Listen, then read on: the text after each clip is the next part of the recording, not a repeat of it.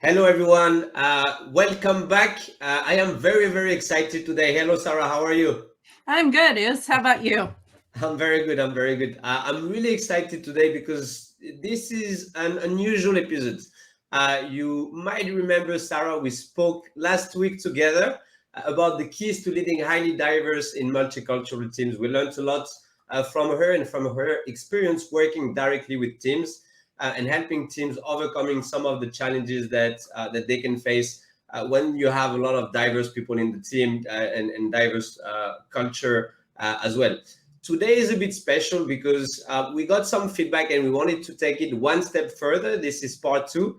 This is not going to be about theory. This is going to be all about practice. And we're going to be learning directly from Sarah about some of the tools that she's actually using when she works with diverse and multicultural teams. And the great thing is that those will be tools that you can use as well with your teams. You don't need to be a certified facilitators for some of them. And I think that's going to be the beauty of this episode. In detail, we're going to be talking about a communication model. We're going to be talking about a fishbone, and we're going to be talking about the culture map.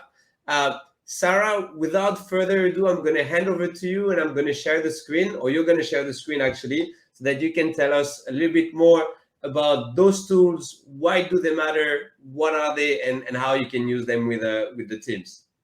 Okay, great. Which one do you want to start with, Sarah? Well, I'd like to start with the communication model, Is, and I'll give Perfect. you a little background to why this came about. I'm trained as an electrical engineer and started my career writing 8-bit assembly. So I Mhm. think quite a bit like an engineer. But over the past 20 years, I've been working in leadership in engineering organizations. And one of the greatest challenges I have is working across communication. And it's Mhm. not only those global multicultural diverse teams we talk about, Is it can also be within a country or team. There are communication issues that Yeah. plague us. And as I started working with presenting this and training to teams, to the people who worked with me, I wanted a model. And how can I show this that they'll get, that they'll understand? And so I thought it's really our communication. And one of the biggest problems we have, particularly as engineers, is we think people communicate like computers. Those of us who've studied the computer science, the computer engineering, we think about the messages that are sent that are, for the most part, highly reliable, at least until we went into the wireless domain. Yeah. So we think we communicate like those computers we love so much without errors. But the reality is that our communication, there's distortion in it. And we often tend to blame the other person. We think it's on the other side, it's somebody Yeah. else's fault. But the Like they don't reality understand is, me, right? sorry? Like they don't understand me. That's your problem for not understanding me. Yeah, exactly. You don't get me. And I came about this because I caught myself saying a lot, and I also caught my colleague. How could this happen? I told them clearly. And so when I train, I say to people, when you catch yourself saying or even thinking that, perhaps come back to this model. Because even if you thought you were clear, distortion is happening. Mm. So we think that the message, I used ones and zeros because it's, easy for the engineers to understand. I can see And, that. we think that we send a message and it's received directly. Yeah. But you can see the filter here, that even from the thought that enters our head to what is spoken, there's Mm. already distortion there. Yeah. And then there's further distortion on the receiver side. So a message that starts as one part can be interpreted and received as something Mm. entirely different. And when I trained this, I focus on 6 areas working with teams. And I'd like to always start with conflicting goals. Mhm. Because particularly when we have the diverse multicultural teams, it's easy to come in and say, oh, it's because these damn Americans or, the Swedes or the Chinese, they just don't get it. But I find more often than not in the teams I work with, it's actually the conflicting goals. What are your KPIs? What are you measured Yeah. on? What are you trying to achieve? And so I like to start with that one because it helps us step back, and it often gives us the greatest chance to solve it. I'd say this is a Pareto thing, that all these other factors come in our conflict. The conflicting goals is usually the greatest driver. Yeah. Then, of course, personality plays a role. There are a lot of different tools to work with it, and they kind of get almost religious followers. I won't go into personality a lot, but that's the difference, that even if you have that team, same gender, same people, same cultural people all in a team, personality starts playing a strong role there. Culture, and we'll talk a lot more about culture in our time we have together today. Because understanding those differences, and I like to phrase it a lot, it's understanding, what do you define as good? What is good communication? What is good leadership? What is good feedback? Because people, I believe, most of us at a core, if I ask you, Oos, you got up this morning and you probably wanted to do a good job, right? Yeah. You didn't want to be a jerk and hurt your partner and things like that. You're trying to do a good job, be good to people. But culture gives us different definitions of good. And so that's why it's so important to understand them and explore that. And we'll talk through that quite a bit more, particularly using the culture map tool from that came out of Aaron Meyer's research with INSEAD. Gender, I also like to bring that up. It's a minefield, so I try not to go into it deeply, other than show a few points where research has shown we have some difference. And then particularly what I like to spend some time on is what I call our baggage. Because if we think about quick reactions we have, particularly strong emotional reactions, where we feel hurt or angered by somebody, that tends to be the things that have happened to us since we were a small child. And it doesn't mean you have to have lived through extreme trauma, that you had to have been abused or things like that.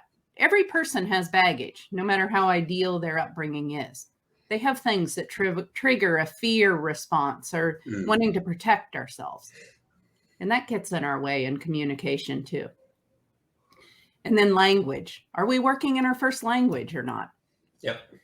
And I talk about that quite a bit with examples. I have a funny one between my husband, who's Swedish, and I, where he tells me to take out the trash, and I tell him to quit ordering me around like a person in his army. And it's a difference between Swedish and English, because English, of course, puts a lot of would you please and could you please and would you consider, whereas Swedish is just take it out, and that's perfectly polite.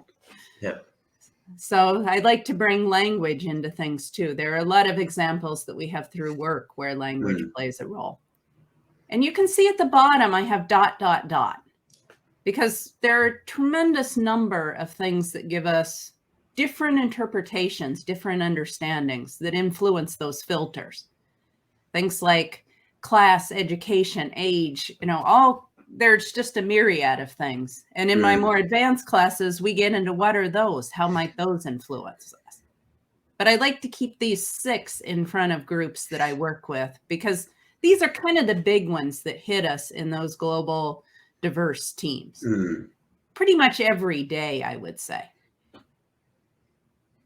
And so the idea, Sarah, is to say, as a team member, so if I receive this model, the idea is that I can reflect first a little bit on myself and ask myself, what is, for instance, the baggage that I'm carrying with me that might impede my communication with others. But it's also about understanding, I guess, other team members and what are their baggage and how do they react or how do they communicate in specific situations, with the outcome or with the ambition of saying, if we understand each other a bit more, if I understand myself a bit more, then we're going to be able to overcome those communication challenges. Is that right, Sarah? Exactly. And this is really just to show people what's happening. That, it's our communication's not like the computers. Yeah. But most of us have said at one time or another a variance of, I told somebody clearly, how could this happen? And I like putting this up first as a starting point, because then most people, and a lot of people that I've trained in this come back to me and they say, now when I catch myself even thinking, how could this happen? I told somebody clearly. Then I start thinking through these things. What might I not have been clear on? Why might the misunderstanding occurred? Instead of getting angry and blaming the other person, they can start to be curious. And they can start to question, what happened here? How might I need to communicate this differently? Yeah. And then particularly where things go wrong, I pair together with this. I'll share you another model. And this is where I brought my experience with manufacturing and working in operations in. Particularly if you've ever worked with plants or, where you're looking at quality and problem solving, the Ishikawa, the fishbone diagram, is used to try to get to what was the root cause of a problem we had. Yeah. And the way this works is you basically put on each fishbone here a reason for the problem might have occurred. Yeah. And so I provide this to people as a tool. And in fact, in a lot of my classes, we work through case studies. Using this as a framework where they read a story of something that went wrong. And then they have a chance to step through each of those 6 things that we talked about, starting with that conflicting goals, to start looking at what are the people measured on? What are they trying to achieve? What will their boss consider a good job for them? Yeah. Because starting there often gives us a lot of possibilities.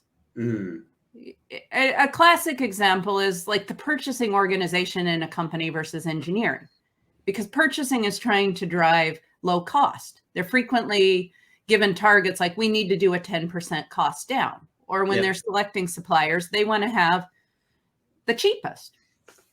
And engineering often comes back that, hey, the cheapest isn't the best. And just arguing that in a philosophical sense isn't very helpful. But if engineering can come back and say, okay, this supplier might save us $1 on our bill of material costs, but they will cost us an extra 10 man years in engineering. Then it's an easy calculation to look across the volumes of the program and say, hey, it's worth paying a supplier more because they cost us less in engineering. But it's hard to have that conversation if you're just coming together and you're frustrated with the other person, because it's like, that darn purchasing organization, they always pick the worst suppliers. That's it. Well, they're sourcing to a specification that you wrote. And a lot of these things aren't understood. So that's something, I luckily learned quite easily and early because my husband's in purchasing. And if I wanted to buy the Apple nice big computer at home, I had to have an argument why it was worth $2,000 more than the one that was on special at the local store. So this one, and this particularly helps when we look across silos. I mentioned purchasing versus engineering. Yeah. It can also be the supplier versus the customer. What does a supplier consider a good job?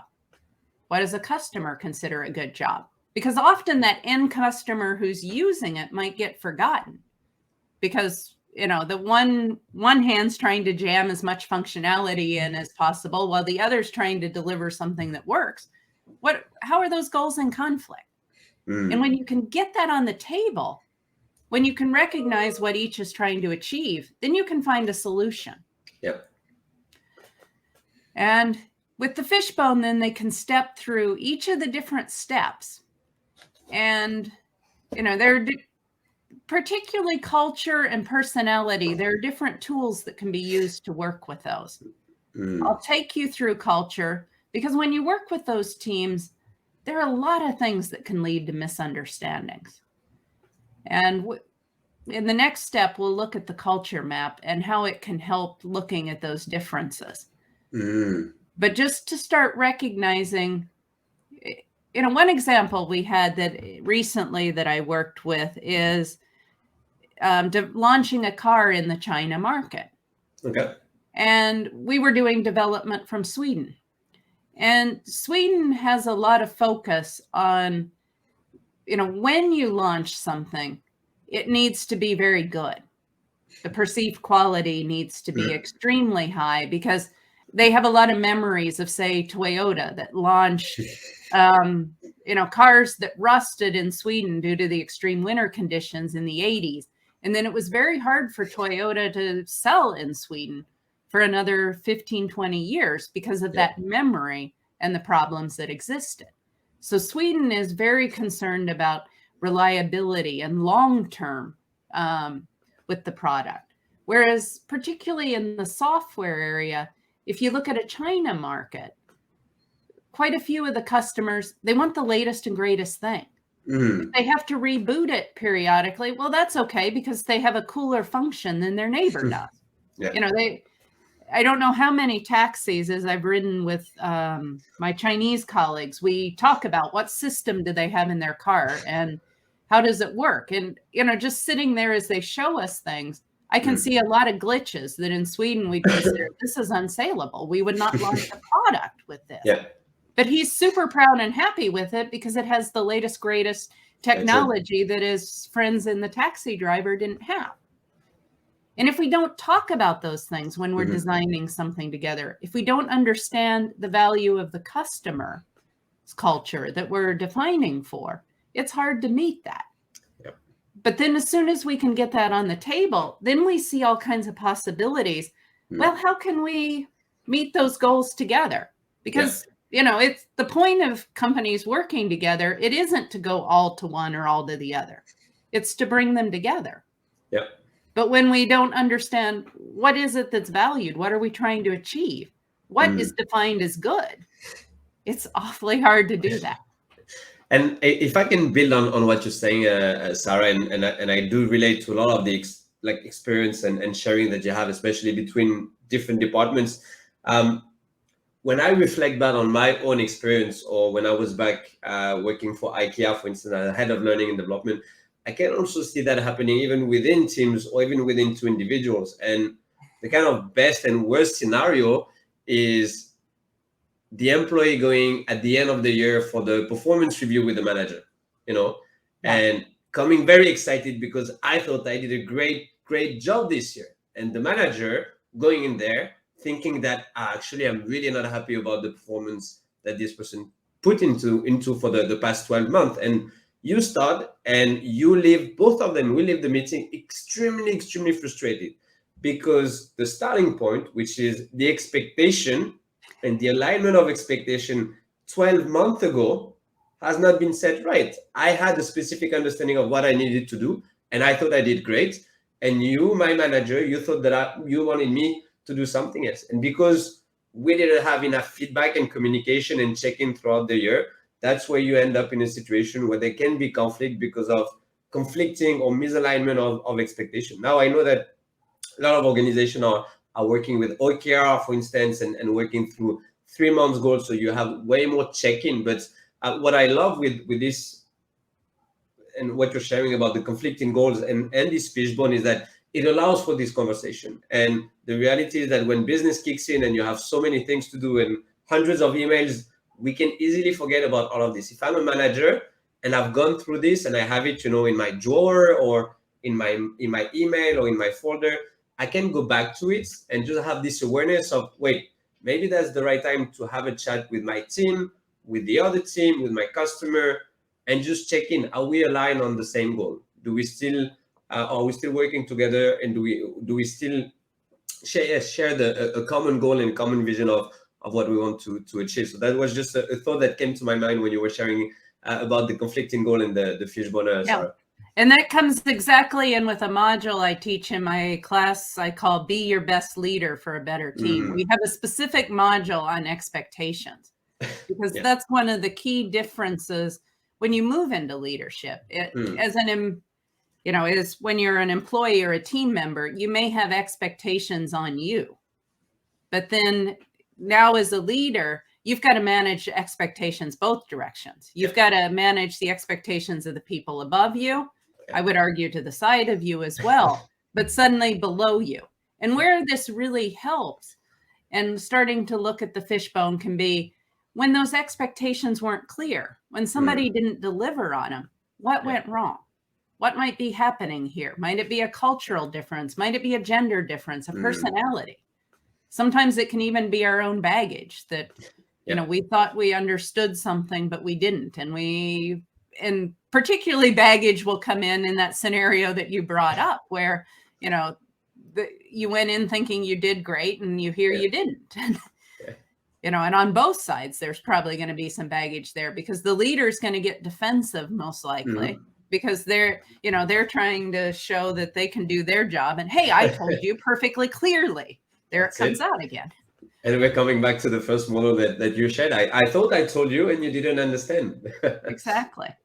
So, and that's why I consider working with the last model and then the fishbone, a real basis kind of for anyone working together. But I really emphasize it when we move to leaders.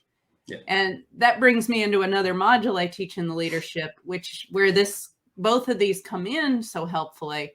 It's called leading with equity, not equality. And that's basically everyone I have in my team, everyone that's under me, they have different personalities. They have different goals they're trying to achieve, like in their whole life.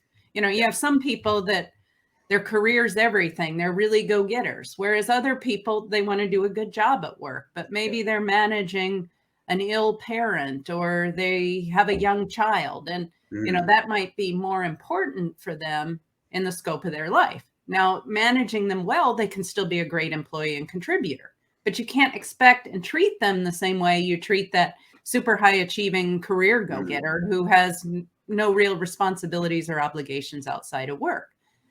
And then once you bring in gender and personality and culture, how do you manage all those people differently? So this is a very helpful thing for leaders in particular to map through this with each of their people. What might be the differences that we have? And then how can I lead them in the best way? It's very helpful in teams as well, particularly teams that I've seen that have ended up in deep conflict that I've worked with. When we step through this tool together as a team. And the difference for those who grew up in the manufacturing world, often you're trying to get to one root cause when you know, the real irreversible corrective action root cause. But when I work with people on this, I say, brainstorm everything, you know, throw everything up here, because as soon as you recognize a potential misunderstanding, you can start working with it. You can try experiments. You can, you know, you can try saying something differently. You can try raising an issue in a different way. You can try just being clear about the goals over and over again. And whether it's supplier OEM or between silos or even within teams, getting those goals up front. It's so powerful. And then to recognize, you can see at the tail end, there are all these question marks. You know, and that's to bring in all the other aspects of diversity. Particularly a group I've worked with recently, they're young engineers. They're in their first job. And for them, they may not see as much of some of these other things yet, but age and experience plays a big role for them. Because they have a lot of people saying to them, well, you know, how can you know? You're new. And so that's like, and it's interesting with diversity that we might look at somebody and define what's diversity for them. We might guess that, you know, you're Moroccan from growing up in France, you know, that would, you know, therefore we're going to have these understandings, and we place a stereotype on somebody. But the reality might be, it might be our life stage that's the greatest challenge in between us in our work. It might be personality. How do we see and perceive the world? How do we act in it? And so while we can imagine things and we can experiment with them, when we can work on it in a team, then people can define for themselves, what is diversity for them? What are the things that they might understand? But what I really appreciate with this tool and everything that you're sharing as well, Sarah, is the importance of being intentional around creating this awareness and creating this kind of stop and reflect, this opportunity for us to talk about those elements, because again, in the reality of the business, we might not take the time to do it. And as a leader, I might forget, or I might not put enough emphasis on creating this conversation. And the more intentional you can be around this, and I tell that to a lot of leaders and teams that we work with.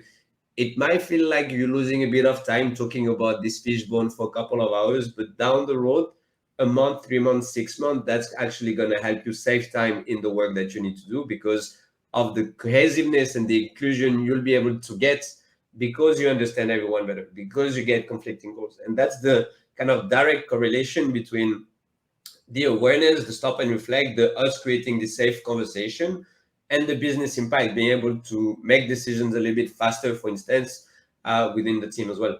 Yeah, exactly. I mean, if we think back to the IMGD that we both work with a lot, Wieland's model for group development, 82% of the teams don't make it out of stage 1 and stage 2, the conflict phase. They're not achieving real great work, and they're not enjoying their work as much as they can. And a lot of that is personal conflict or safety issues. And when you're intentional, as you say, when you get these things on the table, and you start to recognize those different definitions of good people have, different ways of seeing and perceiving in the world, different ways of communicating, then you have a tool that you can come back to again and again to try to keep the focus on that task conflict, not the personal conflict. And that's what I like so strongly with this. And, you know, this tool can be used in all kinds of situations. I use it kind of as an upfront to teach people what could happen, as you say, create the awareness. So then they have a tool to have. They can also use it when they've come deeply in conflict. Yeah. And I'd say I encourage people I work with to keep this on the desk in front of you. In fact, I print postcards that I send, I give to people in my classes. And I'm like, keep it in front of you. Whenever you feel yourself hurt by somebody or upset at somebody, look at it and think, what might be going on here? And a lot of times we can kind of put it down to somebody did something one day, they probably didn't sleep well. But where we see sustained behavior, then we can start thinking, how might I approach this differently? How could I address them differently? What I want to happen isn't happening. What can I do? So even an individual can work with this and have a lot of impact. Because they can, okay, I went into my boss and I asked for a raise, but, they were non-committal. Well, what might have happened with that? What might I need to think about? And there's, again, coming back to conflicting goals. I might think I'm doing a good job, but have I understood what he or she considers a good job? Are we measuring things in the same way? Yeah. And then, you could start to think about, and a lot of times it gives ourselves the problem to solve right there, because we think, maybe I need to be more like visible to them. Or maybe they've said this is important. Maybe I need to do more of this thing that they've said is important. Then come back in 3 months and ask for my raise or so. But, it gives us something rather than sitting there and being upset or angry to think, what can I do? How could I change things? So it's powerful within teams. And, say you mentioned the stop and reflect, the Mickey Island tool that we work with together. This can be brought in very easily to it, and particularly a team that may be having a lot of conflict in their stop and reflect, that they could pull this up and just look through it and say, okay, are our goals clear? And you'd think the goal might be really clear because, they're trying to make it to the base on time before the island floods. But maybe somebody wants to pick up the treasure along the way, or somebody's trying to optimize the most efficient route in steps while somebody else is trying to think what's the most likely path. And then, perhaps it's a cultural difference thing. It could be language. Perhaps people aren't being understood. Personality usually comes out quite easily. And in at least one of the games I've been part of, I'd say I've seen gender play a difference. Who's taking space in the meeting? How are people communicating? Females tend to use more indirect communication, even when they're quite certain, whereas males tend to use a more direct communication, perhaps when they're bluffing. Not so sure. Yeah. Thanks for helping me with that. Yeah, one. no, I can take this one. But it can be a great thing to use. And I like pulling this in where teams, let's say they didn't make it their first time. You know, how could they step through this to see what do they do differently next time? Yeah. So it can provide a framework just to work through those interpersonal problems. Yeah. With that, I think I'd like to dive a bit deeper in culture. If you're ready to go there, because I've kind of left it a bit as a vague thing that there can be some cultural differences, but I really would like to look at the tool that Erin Meyer has come up with. And I think I don't know if it's 10 or 15 years ago that she published her book on the cultural differences.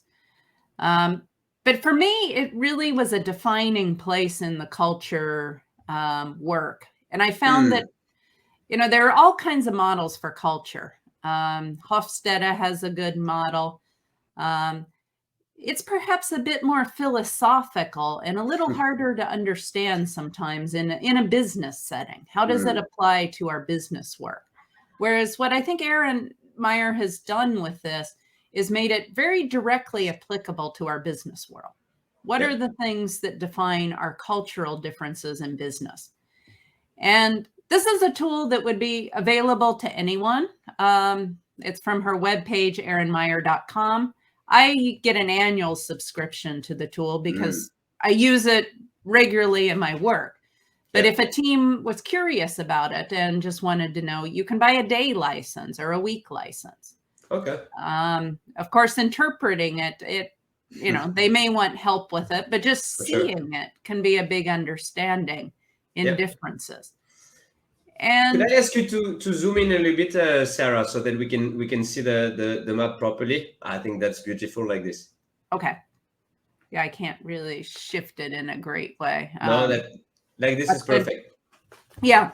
And what basically her work says is that every culture you can place somewhere on a continuum, and you can see there are 7 different bars there. Yeah. And cultures will differ in these. And the thing that I really like compared to the work we did when I was at Stanford with culture, at that time, we were kind of putting culture into boxes. We talked about low context or high context. But, you know, Sweden and US are both considered low context cultures. But if you work between them, Sweden's a lot less low context than the United States. And she also brought in, to me, one of the most powerful dimensions in culture that I found extremely helpful in a business setting is the evaluating aspect of communication. Because let's go back to that US Sweden both being low context communication cultures. If, you know, what low context means is good communication is defined as simple, explicit, and clear. That contrasts with a high context communication culture, which considers good communication sophisticated, nuanced, and layered. At times, what's unsaid can be as important as what's said. You grew up living in the French culture, which is a more high context communication culture. Yeah. And of course, there are differences in how things are communicated. But one thing I struggled with what I'd learned from Stanford at the time, where we just boxed Sweden and US together low context. We said like France, Singapore, India, China, they were all high context. Well, what happens, you know, why did suddenly my French colleague become so crisply clear when they're criticizing me? Or, you know, what happens as, you know, Americans who are very simple, explicit, and clear, they have to say something bad. A project won't be delivered or an employee didn't perform as well. the communication module by itself, that low versus high context, didn't really work, because you can see when it comes to evaluating, when it comes to feedback, negative feedback, cultures can switch directions. US is one that switches direction, moves to more an indirect negative feedback. In fact, when I was at Stanford, we learned a lot. When you're telling one of your employees or giving somebody some bad feedback, it's a compliment sandwich. You tell them 2 things they do well, and then you sneak in that one thing they need to work on.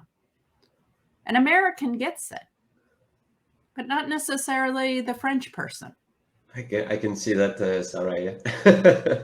And, let's go back to Mickey Island, Oos. If you and I are playing together on a team and, we're communicating, and you say, that idea won't work. And you point out very clearly why not. I might be sitting there on the other side hurt because, hey, you came right out and said that. From a cultural perspective. Add gender into that, and our baggage and all kinds of things, and suddenly you've got one person very upset and possibly not contributing anymore, and the other person was just they were doing what was defined as good. You were communicating in a good and effective way. You were being efficient.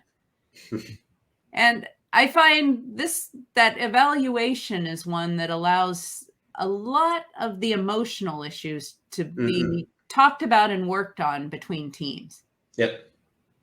Another one that comes out quite interesting is, how do we define leadership? We have leading and deciding are the 2 leadership factors. And you can see Sweden sits by itself over here. And when I've worked with Swedes, they really struggle working a lot with the outside countries. Because let's say an engineer talks to their fellow engineer in Korea, or we'll use China because it's on the map, and they want to discuss both time planning and a critical technical issue. And they don't understand why their colleague can't make a decision on that call. Well, let me take it back, or they're stalling, and and it's, I have this workshop, or I have this meeting. Why can't we resolve it right here and right now?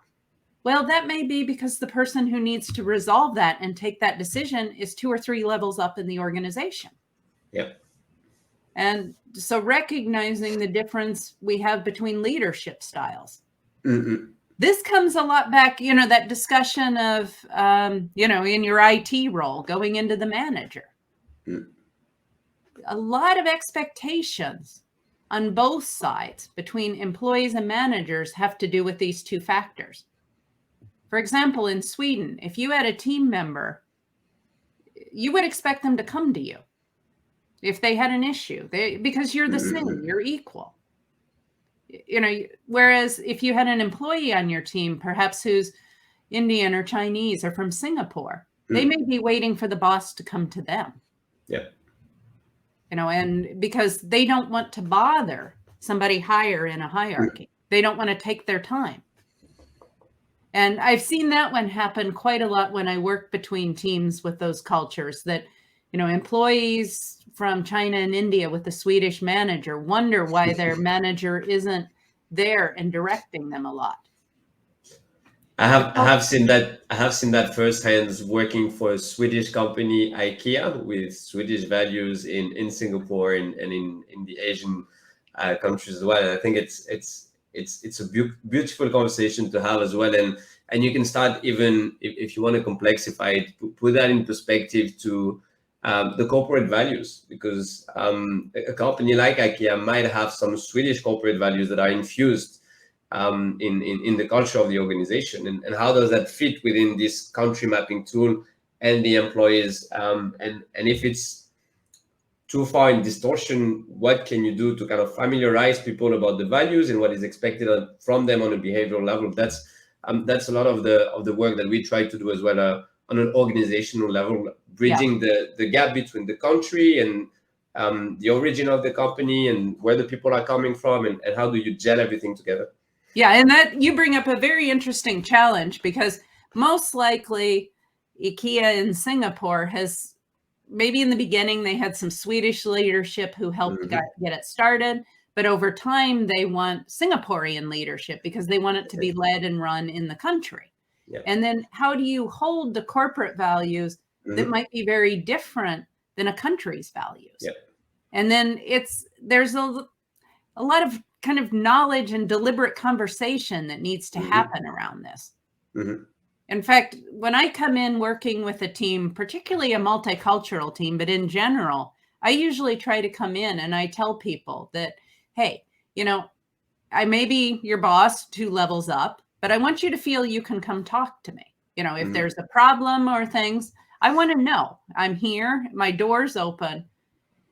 On the other hand, when we make decisions, I want you to argue with me. I want you to question me. But then when we make a decision as a team, I want us to run with it together. And I also try to reinforce things like, what's acceptable behavior or not. It's back to the expectations. But then I need to live it over and over again, too. It's not just to say it as a leader. And particularly when most of my team may be different than the values I'm trying to push.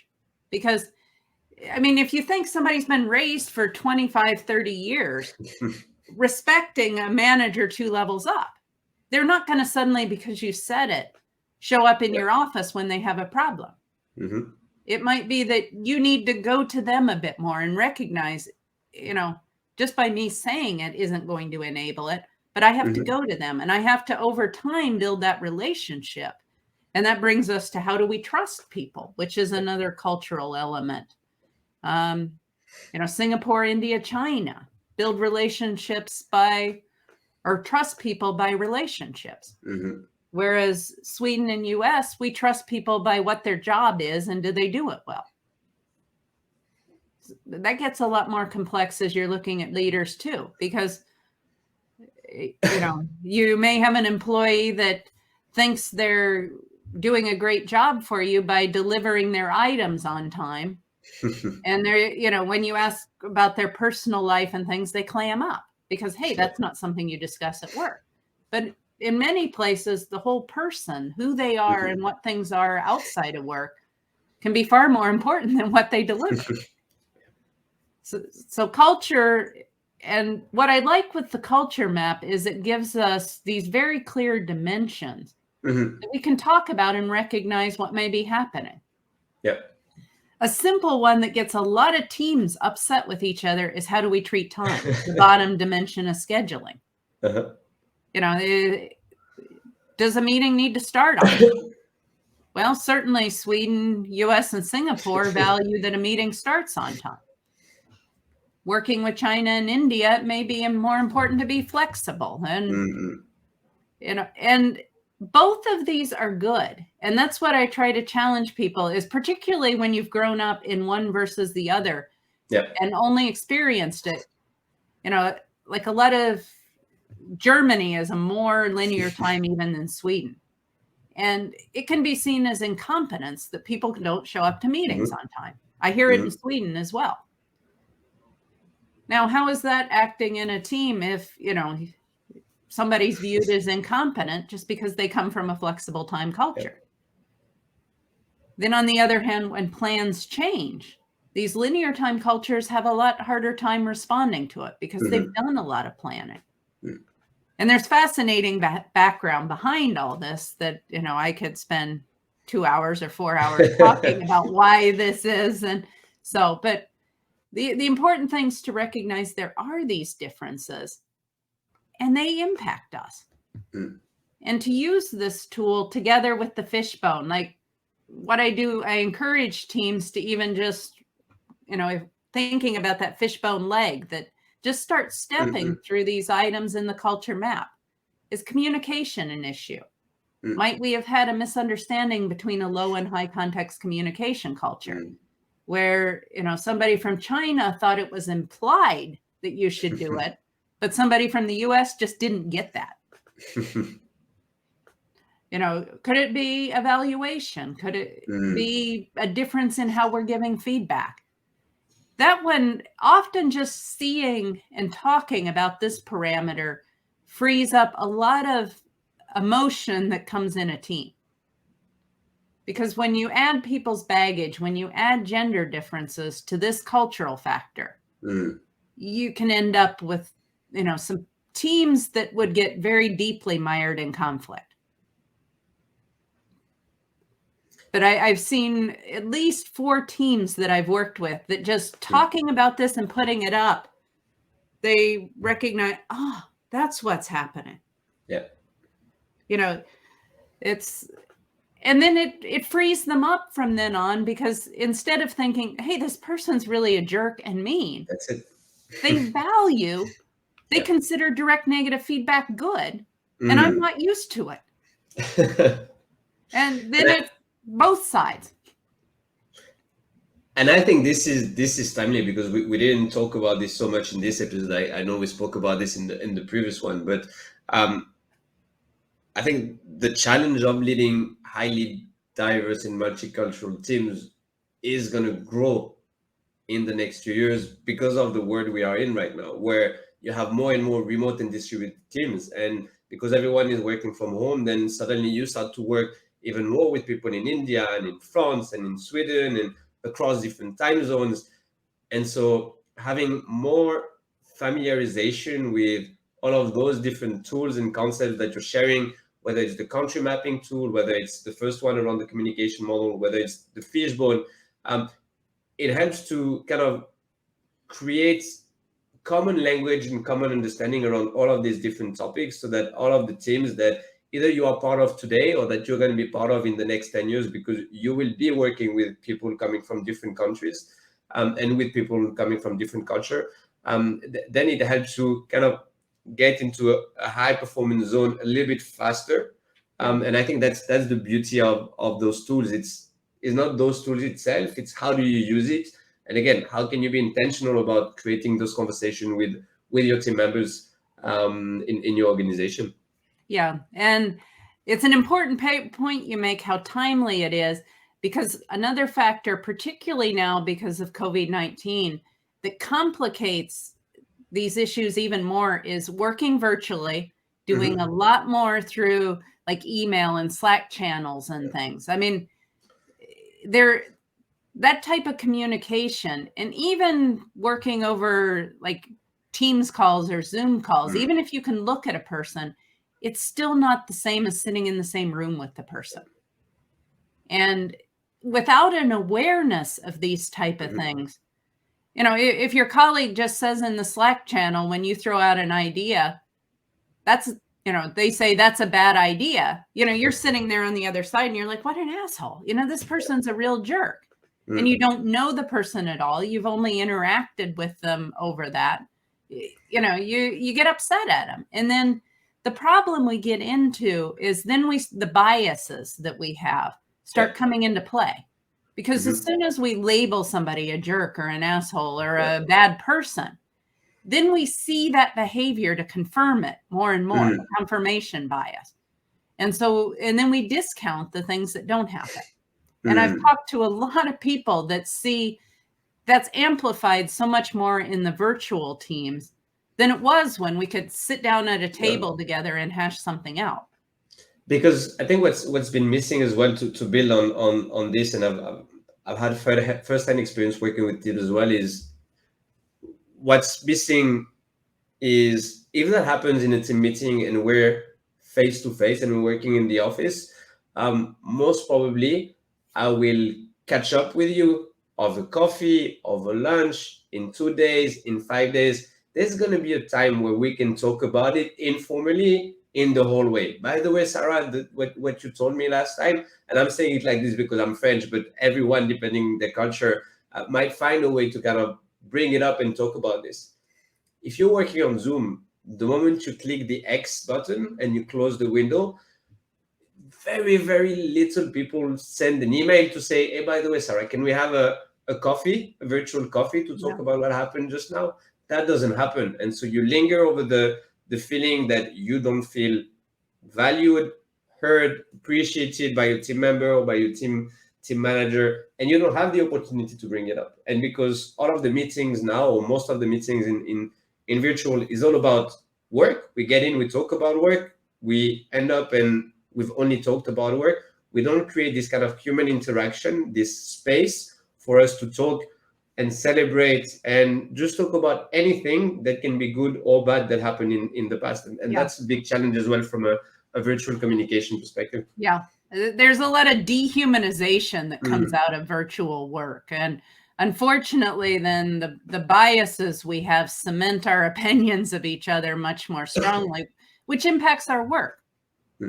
You know, I would suspect, I mean, the figure Susan Whelan had on the 82% of teams, I would suspect that it's higher now because of those virtual teams, because of the dehumanization, because we can't have the coffee together in the short chat to say, hey, you know, yesterday when you said that in the meeting, it hurt me. You know, and you could, oh, I'm so sorry. I never thought I'd hurt you. And then we could start talking about, well, maybe it's our cultural differences, or maybe it's this or that. I mean, as you say, you're not going to call somebody on Zoom because it's, I mean, you probably already think they're a bit of a jerk and probably wouldn't listen to you anyway. And then there's the thing of, do I want to bother somebody who's at work or so? And you just don't have the natural ways for humans to resolve their issues. And that's why I think this is so much more important and timely now that, I mean, if I had my way, every virtual team or every team there is would look at this stuff and understand it. I just see so many misunderstandings time and time again. If you get good technical people who can get past these things, who can recognize what filters are at play and have conversations around what do we define as good? How are we going to have good together? Then the technical issues become so much easier. We spend so much of our time in her personal problems. And that I love what you're saying. I think it's a beautiful way to wrap it up, Sarah. I like what you said, that we should have kind of everyone familiar with all of this. We'll make sure that we can share your contact as well. I know you do a lot of those trainings with teams, with leaders, with your company Inspire out of the US, but working with teams all around the world. If you're interested in using these tools a little bit more, maybe getting more information about this, feel free to reach out to Sarah. I'm pretty sure she'll be more than happy to give you a more in-depth experience about those tools and helping you as a leader, you as a team member, you as a team, working through the different challenges, and hopefully you can start using some of those tools with your teams. Again, it might not be perfect, and you might not have the depth of knowledge that Sarah has, for instance, but just starting to create conversation around those different topics will definitely help to nudge a little bit the behaviors forwards and help your team perform better, especially if this is a highly diverse and multicultural teams. Sarah, thank you so much for your time today. Thank you, Oos. It's been a pleasure to talk about this. Obviously, I love to do it. And as you say, don't hesitate to just run this tool for your team. Erin Meyer has great resources on her webpage about what this means. There are also articles through HBR. I have links to them on my company webpage. And if you need help interpreting it, if you need help working with it within your team, I'd be very interested to do that. But just run the map, talk about it. It's so important now, and there's so many opportunities to improve your efficiency. I encourage you to do it. Perfect. Then thank you so much, Sarah. Have a what time is it in the US now? I should be saying have a good day, right? Or have a good day. It's 9:27. Perfect. Then have a good day, Sarah. It was a pleasure to have you today with us. Thank you. Have a good night, Oos, in Singapore. Take care. Thank you.